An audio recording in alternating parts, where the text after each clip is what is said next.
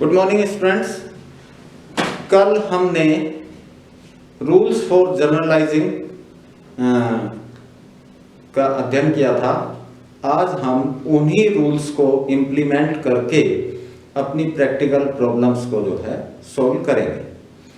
तो बेसिकली कोई भी बिजनेसमैन जब बिजनेस स्टार्ट करता है तो वो कुछ अमाउंट लगाता है जिसको हम बोलते हैं कैपिटल।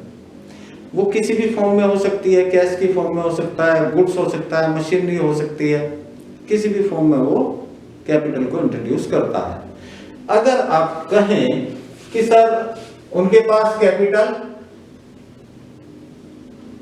नहीं है तो क्या बिजनेस स्टार्ट हो सकता है? अब एक बात का आप जवाब दीजिए। अगर आप अपनी स्कूटी में पेट्रोल डलवाने के लिए पेट्रोल पंप पर गए और आपने कहा कि इसमें 5 लीटर पेट्रोल डाल दीजिए, और वहां पर जब उसने पैसे मांगे कि दीजिए पैसा, तो आपने कहा पैसा तो नहीं है, तो कहा कि फिर क्यों आए थे आप पेट्रोल डलवाने? यानी कि जिस तरीके से बिना पैसे के आपको पेट्रोल नहीं मिल सकता, ठीक उसी प्रकार बिना पैसे के कोई बिजनेस रन नहीं हो सकता। तो जो फर्स्ट सबसे पहले जो अमाउंट एक बिजनेसमैन लगाता है उसको हम क्या बोलते हैं? कैपिटल। ठीक। अब कैपिटल किस फॉर्म में लेके आया, बहुत ज्यादा डीपली ना जाते हुए, क्योंकि स्टार्टिंग है, तब हम एक आपकी बुक की एक प्रॉब्लम को सॉल्व करेंगे। और यहां पर हम देखते हैं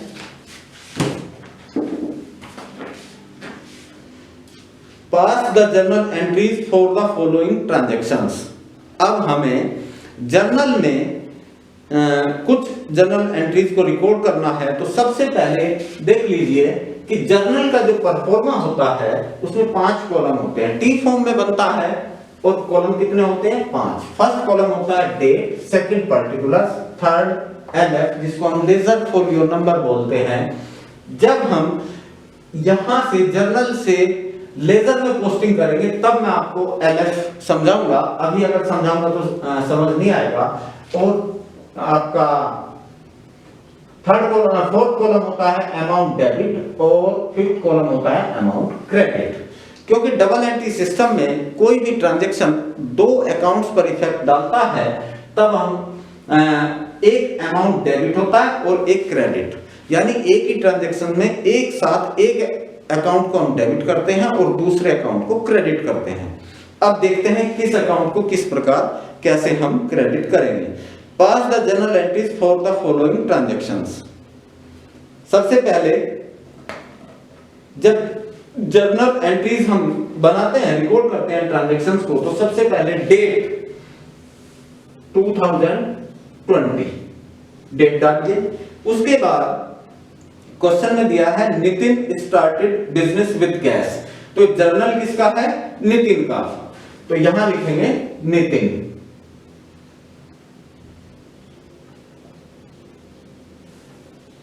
जर्नल ऑफ नितिन, नितिन का जर्नल है। ठीक। इसने क्या किया? Nitin started business with cash कब? अप्रैल 1। तो यहां पर डेट डाल देते हैं अप्रैल 1। तो नितिन क्या लेकर आया बिजनेस में? बिजनेस में उसने कैपिटल इंट्रोड्यूस की। तो जाहिर सी बात है कैपिटल किस फॉर्म में आई? कैश। कैश फॉर्म में आई। कहां से आई? कैपिटल अकाउंट से आई। ठीक है। रियल अकाउंट का हमारा रूल है debit the account of what comes in. Business में क्या आया? कैश आया। कहां से आया? कैपिटल अकाउंट से आया। देने वाला कौन है? Capital account. तो credit the account of giver and debit the account of what comes in. तो ट्रांजैक्शन हमारा बनेगा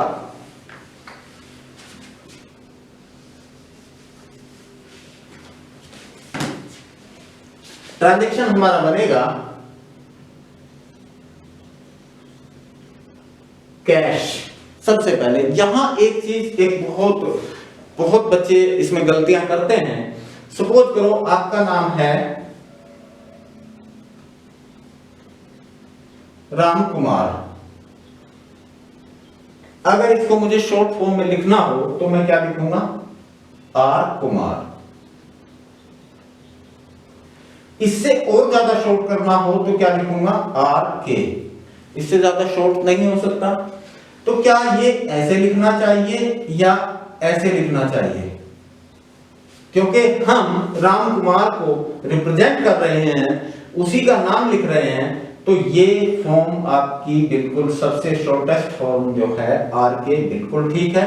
बाकी ये भी गलत है, और ये क्योंकि हम तो अकाउंट्स में रिकॉर्ड कर रहे हैं तो ये फॉर्म आपकी बिल्कुल ठीक है, ये गलत है।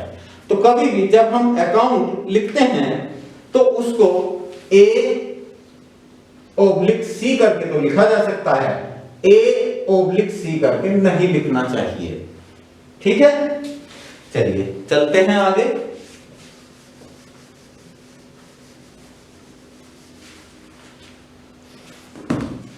Nitin started business with cash 1 lakh. तो कैश आ गया हमारे बिजनेस में, कहां से आया, टू कैपिटल अकाउंट।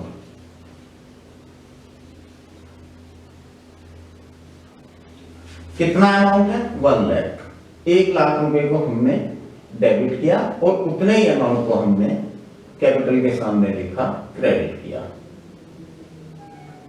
यहां आपने देखा होगा कि कैश पहले अकाउंट को यानी डेबिट वाले अकाउंट को मैंने डेट वाले कॉलम के साथ स्टार्ट किया, जबकि कैपिटल यानी क्रेडिट वाले कॉलम को थोड़ी सी जगह छोड़कर स्टार्ट किया। इसके पीछे का रीजन ये है, यदि हम कैश और इसी के नीचे टू कैपिटल अकाउंट लिख देंगे तब हमें ये पता नहीं लग पाएगा कि कौन सा अकाउंट हम डेबिट कर रहे हैं और कौन सा अकाउंट हम क्रेडिट कर रहे हैं। तो थोड़ा ये ध्यान रखिएगा। अब इस ट्रांजैक्शन में हुआ क्या, इस ट्रांजैक्शन में क्या हुआ उसको हम शॉर्ट फॉर्म में यहां लिख देते हैं, जिसको हम बोलते हैं नरेशन। तो इसमें क्या किया, Nitin started business with cash. तो यहां क्या लिखेंगे, being the capital introduced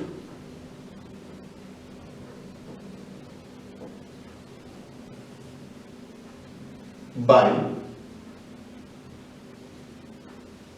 Nitin के द्वारा बिजनेस में कैपिटल को इंट्रोड्यूस किया गया। एक लाइन यहां हम डाल देंगे, हमारा ये ट्रांजैक्शन कंप्लीट हुआ। क्लियर, आगे चलते हैं। Purchase office furniture in cash. सबसे पहले डेट, अप्रैल की डेट है 2। इसमें क्या, purchase office furniture in cash. Business में क्या आया, what comes in furniture.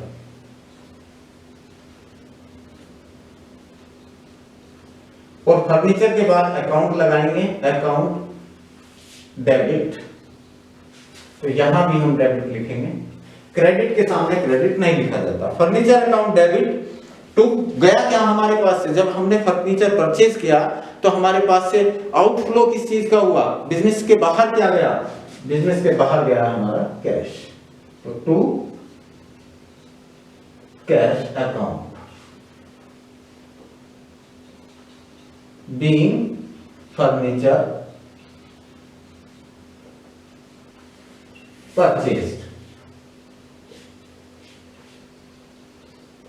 Furniture purchase किया कितने अमाउंट का, 5000।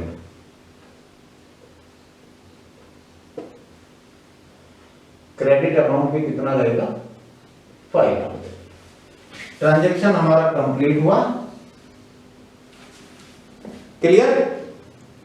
परचेज गुड्स इन कैश, यानी हमने क्या किया, गुड्स को परचेज किया। अब यहां पर मैं एक चीज आपको समझा दूं, इसको अभी रद्द कर देते हैं।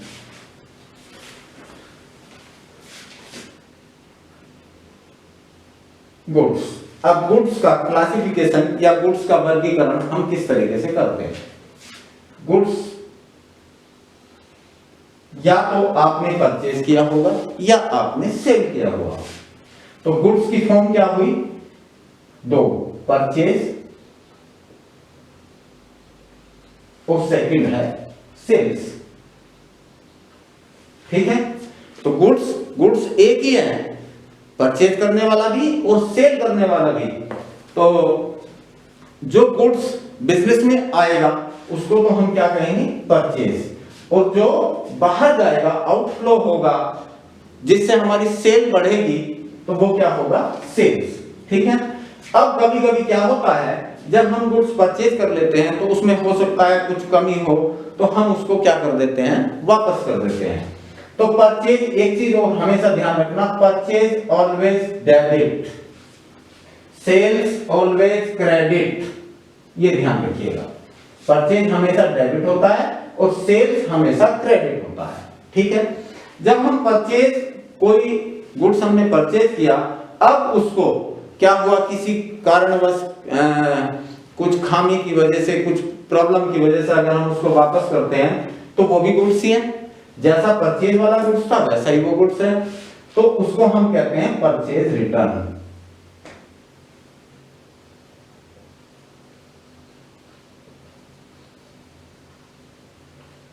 Purchase return always credit. उसी तरीके से जो गुड्स हमने सेल किया वो भी कभी कभी वापस आ सकता है, तो उसको हम क्या कहते हैं, sales return, always debit. Clear.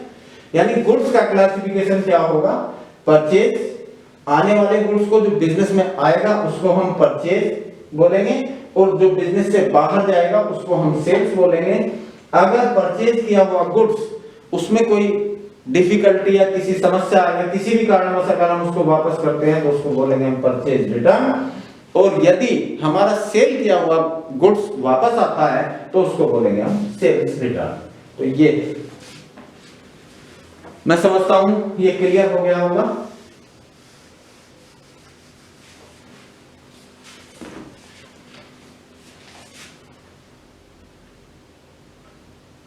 है purchase goods from Hari and company. अब देखिए, अगर हम मार्केट से कोई गुड्स परचेज करते हैं तो हमें उस दुकानदार का नाम याद रखने की क्या आवश्यकता है, जबकि हमने गुड्स को कैसे परचेज किया, पैसा दिया और अपना सामान खरीद लिया। अगर हम कहीं वेजिटेबल मार्केट में गए, किसी होकर से हमने कोई वेजिटेबल ली, तो हमें उसका नाम याद रखने की तो आवश्यकता नहीं है। लेकिन एक केस में हमें नाम याद रखना पड़ता है, यदि हम उससे गुड्स क्रेडिट पर खरीदते हैं, उधार खरीदते हैं, तब उसका नाम हमें याद रखने की आवश्यकता होती है, अदरवाइज कोई जरूरत नहीं है। तो यहां क्या दिया है, purchase goods from Hari and company, क्योंकि क्वेश्चन में कहीं भी कैश वर्ड नहीं दिया गया है, इसलिए हम इस ट्रांजैक्शन को क्रेडिट बेसिस पर मानेंगे या उधार मानेंगे। तो purchase goods from Hari, date क्या है, 3 अप्रैल। परचेज आया क्या हमारे पास, गुड्स आया, परचेज, आने वाले को डेबिट करते हैं, परचेज अकाउंट डेबिट टू, देने वाला कौन है, credit the account of giver, Hari and company, Hari and company ने दिया, हरी एंड कंपनी। अब इसमें क्या हुआ, गुड्स परचेज किया हरी एंड कंपनी से on credit, being goods purchase on credit. कितना अमाउंट है, अमाउंट है हमारा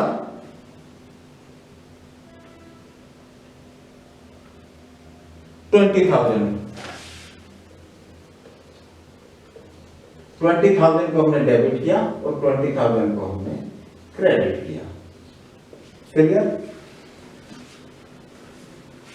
अब next,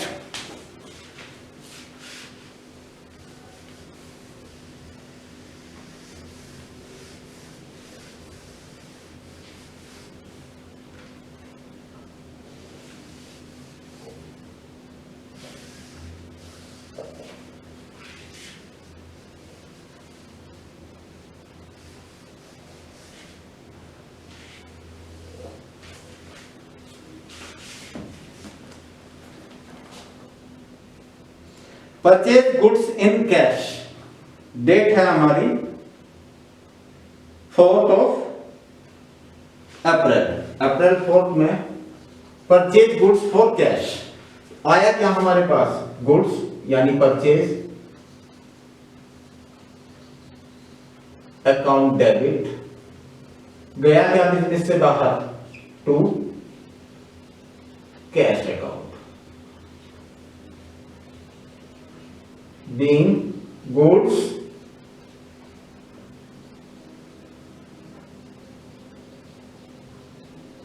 purchase for cash. Amount कितना है, 1 लाख।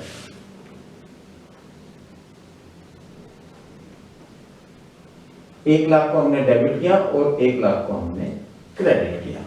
ट्रांजैक्शन कंप्लीट हुआ, लाइन डाल दी।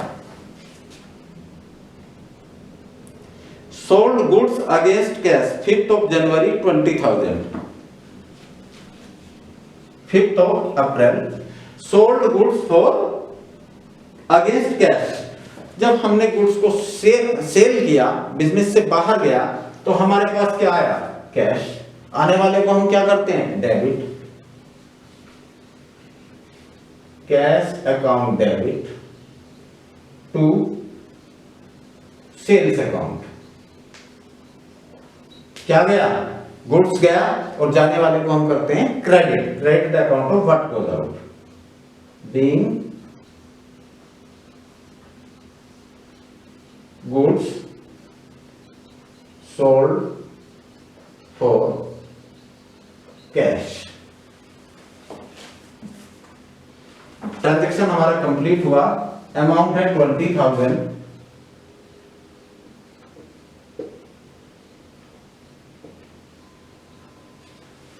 ट्रांजैक्शन कंप्लीट, लाइन से हमने बंद कर दिया। Sold goods to Ramesh and company 75,000। गुड्स को रिसीव कौन कर रहा है, sold goods to Ramesh and company 75,000।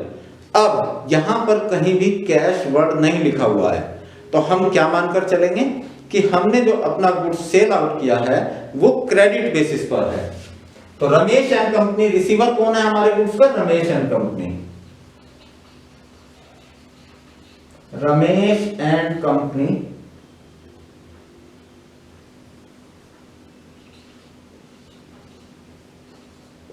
Account debit. किसी भी नाम के बाद अगर हमें अकाउंट लिखना है तो अपोस्ट्रोफी एस लगा देते हैं। Ramesh and company's account, Ramesh and company का खाता का account, Ramesh and company's account debit to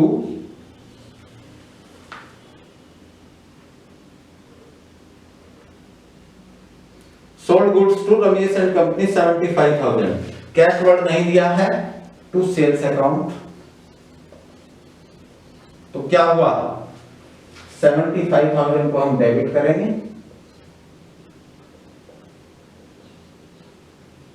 और 75,000 को हम क्रेडिट करेंगे, being goods sold to Ramesh and company on credit। Transaction complete, line से बंद कर दिया। नेक्स्ट है paid staff salary in cash. Salary क्या है, किसी भी बिजनेसमैन के लिए उसका एक्सपेंस है, and debit all the expenses. तो salary account debit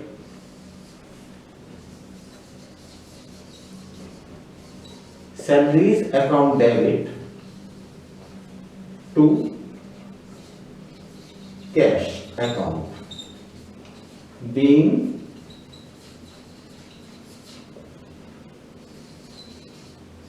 amount of salary paid। Amount कितना है,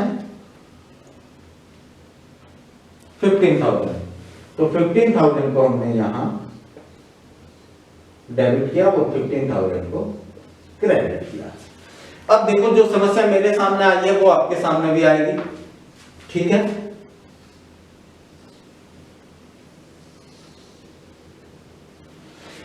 एक पेज हमारा कंप्लीट हो गया, भर गया।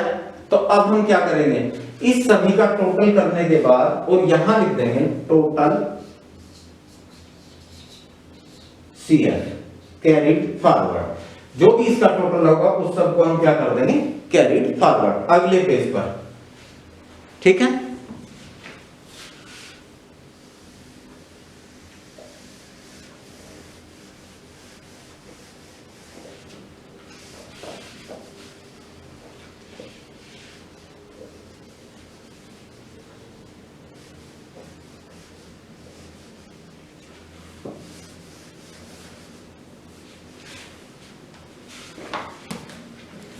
अब सबसे पहले क्या करेंगे कि जो हमने यहां टोटल को कैरिड फॉरवर्ड किया था उसी को हम यहां लिखेंगे टोटल ब्रॉट फॉरवर्ड, और उस अमाउंट को हम यहां पर दोनों साइड में लिख देंगे। नेक्स्ट है electricity bill paid 2000। Electricity bill क्या है, इनकम और एक्सपेंस, जाहिर सी बात है एक्सपेंस है। एक्सपेंस क्या होते हैं, debit all the expenses.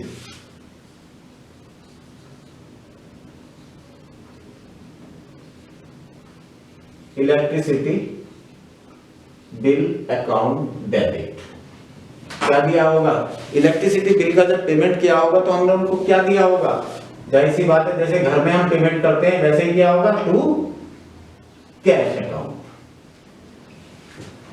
Being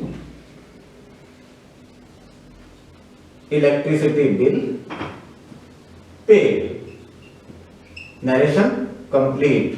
amount 2000 debit and 2000 credit. Clear, complete. Date क्या थी इलेक्ट्रिसिटी बिल की, 8 अप्रैल। नेक्स्ट है पेड टेलीफोन बिल 9 अप्रैल। क्या किया, टेलीफोन बिल का पेमेंट किया। टेलीफोन बिल क्या है, एक्सपेंस है। एक्सपेंस को हम क्या करते हैं, debit. Telephone bill account debit. दिया क्या होगा हमने उसको, जब हमने बिल का पेमेंट किया तो क्या दिया होगा, cash.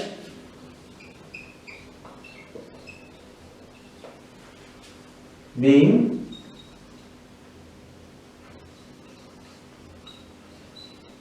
Telephone bill paid. Transaction complete, line से बंद कर दिया। अमाउंट कितना है, 500।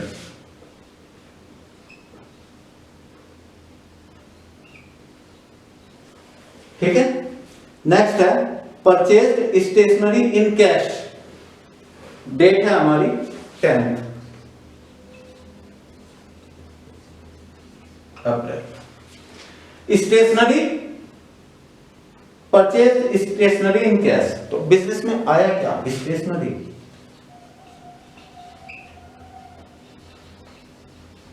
Stationery account debit. Debit the account to what comes in, to cash account being stationery purchased.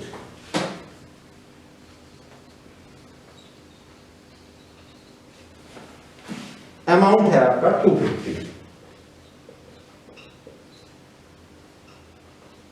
250 को डेबिट किया और 250 को क्रेडिट किया। अब यहां तक केवल इतने ट्रांजैक्शंस थे हमारे। अब यहां तक, इसके बाद हम दोनों का सारे ट्रांजैक्शंस रिकॉर्ड करने के बाद हम लास्ट में, अब जैसे हमने यहाँ क्या लिखा था, टोटल लिखा था, अब लास्ट वाले टोटल को हम टोटल नहीं लिखेंगे, इसको लिखेंगे हम ग्रांड टोटल, और दोनों साइड का क्रेडिट डेबिट का टोटल हम कर लेंगे जो कि बिल्कुल इक्वल होगा। अब आप, ये मैंने एक छोटा सा बड़ा सिंपल सा आपको एक एग्जांपल से समझाया। अब आप जितने भी जर्नल के जितने भी क्वेश्चंस हैं उनको करने का प्रयास कीजिए, और अगर कोई भी प्रॉब्लम है तो कमेंट सेक्शन में जाकर मुझसे कमेंट से पूछ सकते हैं। मैं आपकी समस्या का समाधान वहां भी करूंगा। और कल फिर आगे से, अब ये थोड़ा सा चैप्टर बड़ा होता चला जाएगा, कुछ नई चीजें आएंगी, उनको भी कल हम फिर मिलते हैं नई वीडियो में कल।